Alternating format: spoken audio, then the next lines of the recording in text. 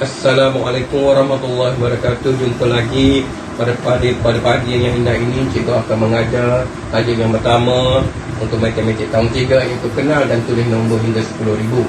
Sebelum kita hendak menjawab ataupun kita hendak menulis sesuatu nombor dalam bentuk perkataan atau angka, kita hendaklah mengenal nilai tempat bagi sesuatu nombor.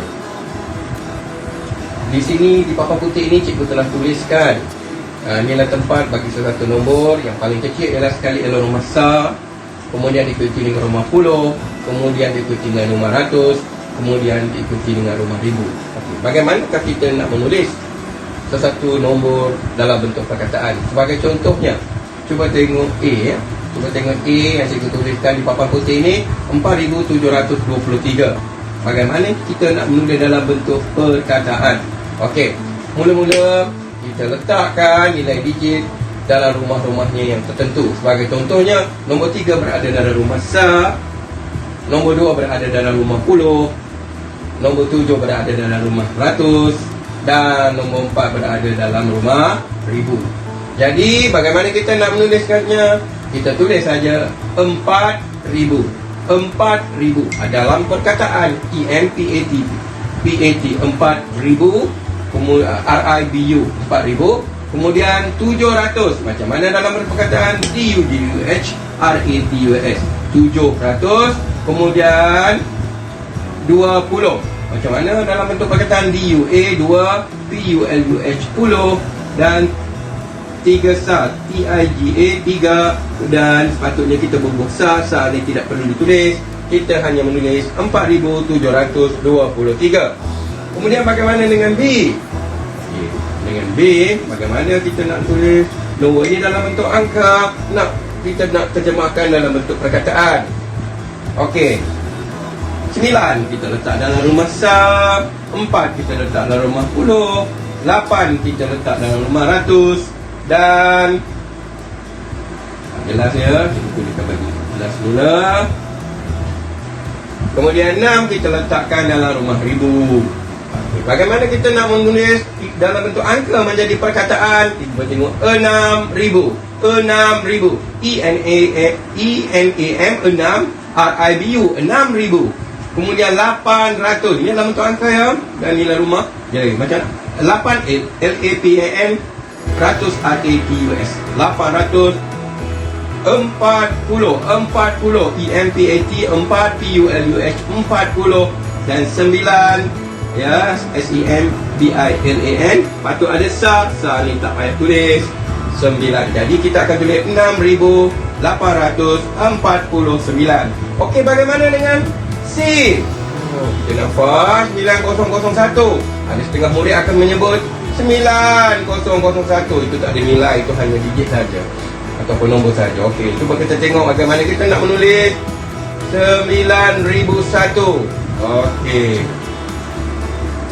1 kita letakkan dalam rumah besar, sifar ini letak dalam rumah puluh, sifar yang ini letak dalam rumah ratus, dan 9 ini dah dalam rumah ribu.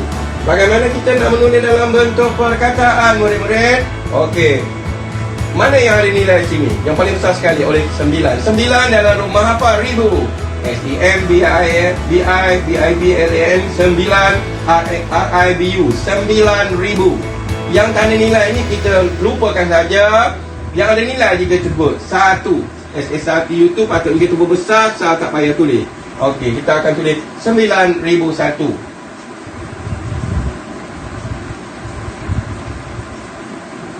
Hai, jumpa lagi. Sekarang bagaimana kita hendak menukarkan daripada nombor dalam bentuk perkataan menjadi dalam bentuk angka? Cuba tengok A, 2,403. Bagaimana kita nak menulis dalam bentuk angka? Okey, cuba kita tengok 2,000. 2 dalam rumah apa? Ribu. Kita tulis nombor 2 dalam rumah ribu. Kemudian 400. 400. 4 dalam rumah apa? 4 dalam rumah ratus. Ada tak puluh di sini? Ini ada tak puluh? Tak ada kan? Jadi kalau tak ada, kita bubuh sifar. Dan yang hujung sekali 3 berada dalam rumah apa? Besar. Jadi kita akan menulis 2,403. 2403. Okey. Cuba tengok B pula.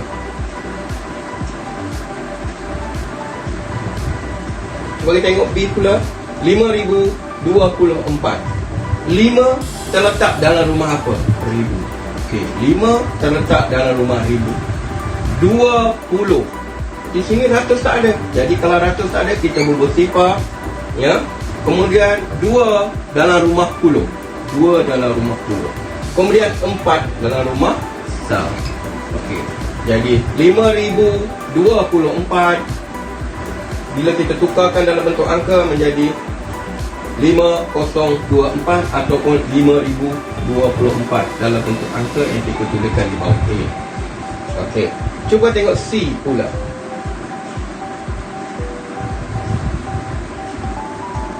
C pula ialah 7000. 7 berada dalam rumah ribu. Mana ratus, mana puluh, mana sal, tak ada. Kalau tak ada, bubuh saja sifar. Okey. Beginilah kalau kita nak menulis 7000. Okey.